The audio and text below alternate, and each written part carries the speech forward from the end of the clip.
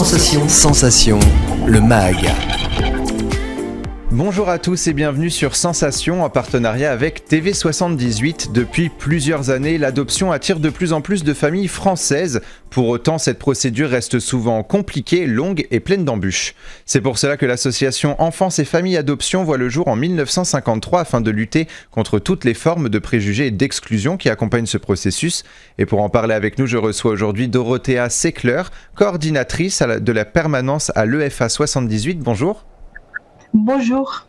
Alors, comment est-ce que l'association est née ? Quelle est son histoire ? Alors, c'est effectivement, comme vous avez déjà évoqué, elle existe déjà depuis après une cinquantaine d'années. Et il faut savoir, il y a un niveau fédéral et il y a des pôles départementaux, donc vraiment dans chaque département pour que les adhérents puissent vraiment trouver un point proche d'eux, que ce soit pas dans l'anonymat, mais vraiment un réseau vraiment amical et très personnel. Alors c'était important justement de proposer un suivi plus proche finalement des citoyens qui veulent adopter ? Oui, absolument. Donc comme je suis un peu en charge pour la permanence, c'est effectivement des personnes qui sont tout au début, par exemple, qui ont l'idée, une première idée d'adopter, ou encore d'autres qui ont déjà entamé des procédures, mais qui sont un peu frustrés parce que ça dure longtemps et ils sont un peu perdus. Comment ça se passe ? Ou peut-être ils avaient déjà des entretiens qui se sont pas très bien passés, et puis voilà, donc ils se tournent vers nous. Et c'est effectivement important vraiment d'avoir un point de proximité. C'est pourquoi nous avons une permanence téléphonique ainsi que par courriel, et on peut les accéder via notre site web.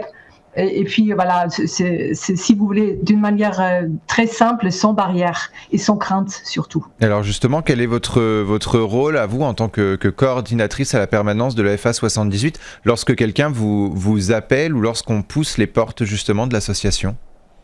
Voilà, je le partage avec encore une autre dame. Elle a une permanence téléphonique le mardi soir.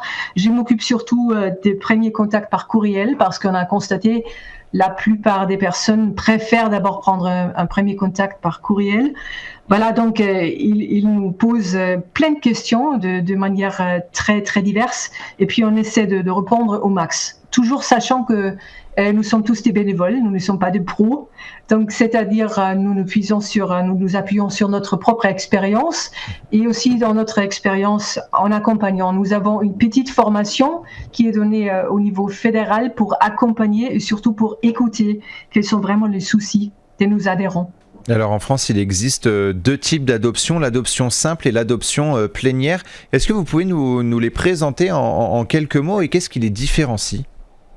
Alors effectivement, c'est une question très importante.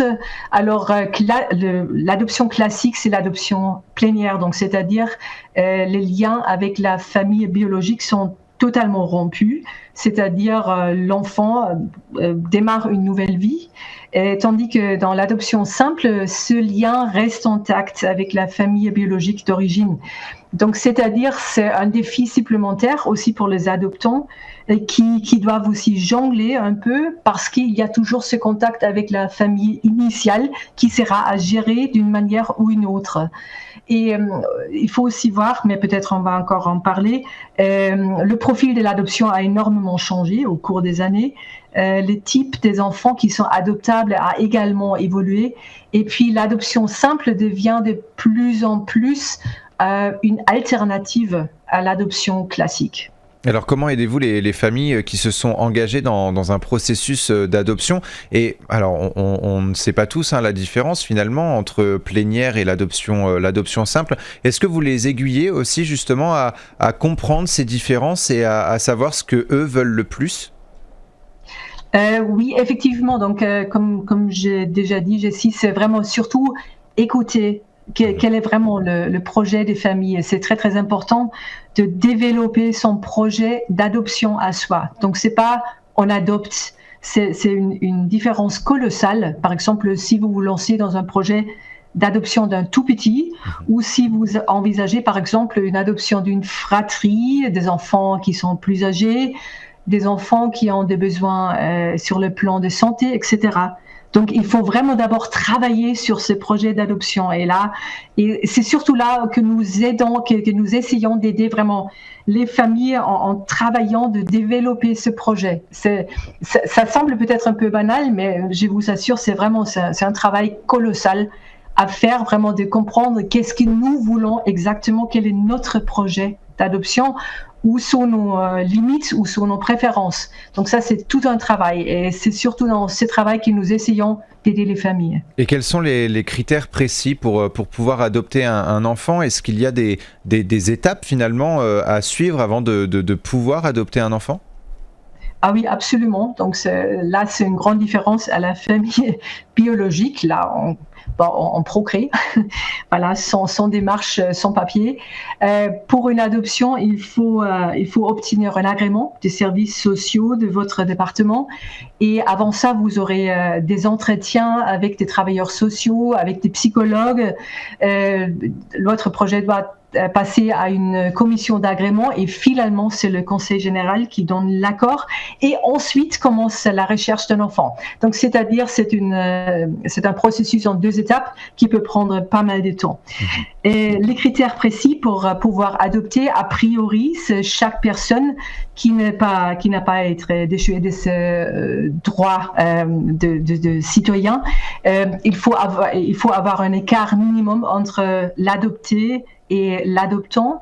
Et pour les couples mariés, ils doivent être mariés depuis 2 ans ou avoir un certain âge. Voilà. Mais tout ça, ce sont des critères qu'on peut trouver sur le site web respectif ou encore aussi chez nous. Voilà. Et alors, vous parlez justement d'un temps long et c'est justement ce dont se plaignent finalement la plupart des couples. Mais ce temps finalement d'adoption qui est un peu long, il est nécessaire justement dans tout ce processus? Alors là, vous avez compris une chose qui est primordiale. Effectivement, ces temps d'attente, c'est lourd d'un côté parce que les textes légaux prévoient un délai de 9 mois, comme une grossesse. Effectivement, mais dans la réalité, c'est beaucoup plus long. Mais effectivement, c'est très, très nécessaire aussi pour mûrir votre projet, pour le développer. Par contre, c'est vrai, il y a des familles qui attendent très très longtemps. Par exemple, aujourd'hui, on ne peut pas les cacher.